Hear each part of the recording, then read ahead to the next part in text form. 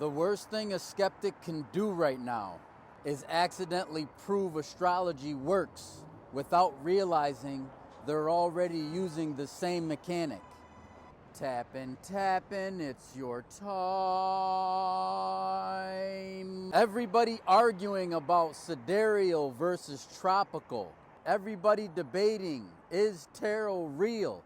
Everybody screaming, where's the science? Meanwhile, businesses quietly are beginning to use archetypal frameworks, timing models, symbolism, and behavioral pattern recognition inside of strategic planning.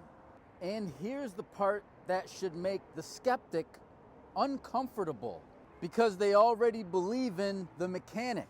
They just hate the vocabulary. You don't have to call it astrology. Call it pattern recognition. Call it psychological projection.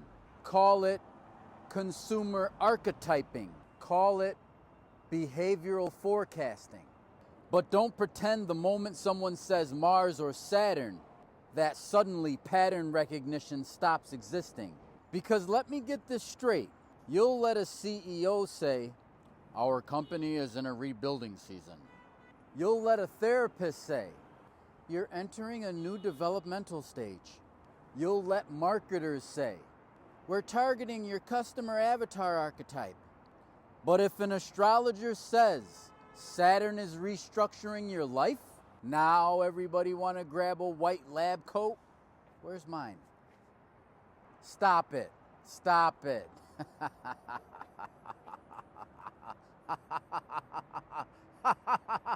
Even in 2026, major strategic planning trends are moving toward mission clarity, identity refinement, timing launches strategically, understanding audience archetypes, and building sustainable structures instead of impulsive growth.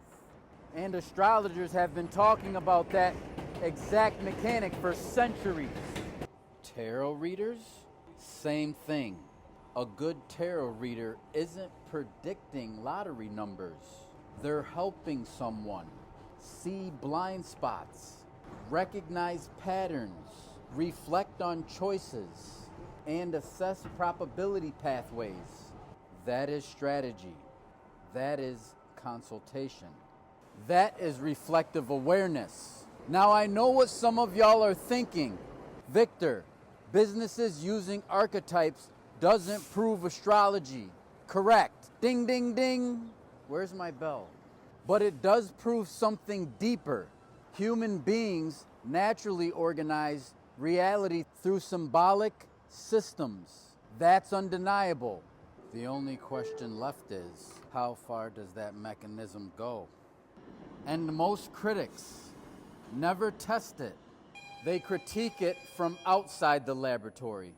And if you've never tracked transits, journaled correlations, compared charts, tested timing windows, or observed repeated symbolic patterns, then respectfully, you're not skeptical.